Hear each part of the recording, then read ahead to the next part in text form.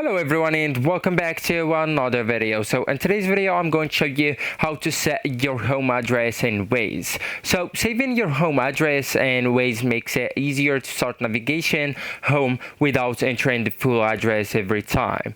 So actually guys, at first you will need to open the app Waze on your smartphone. Right, and then just tap the search icon or the search bar that's located at the bottom of your screen right here, and then just find home option, right, and then just tap or select that option to add the home address if not already, right? So if you already did, you wouldn't be able to re-enter it, right?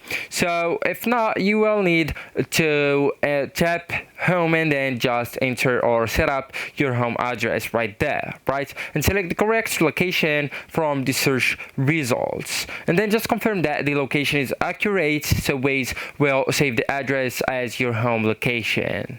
So once your home address is saved, just open the Waze and tap home from your saved places. So Waze will calculate route from your current location to your saved home address.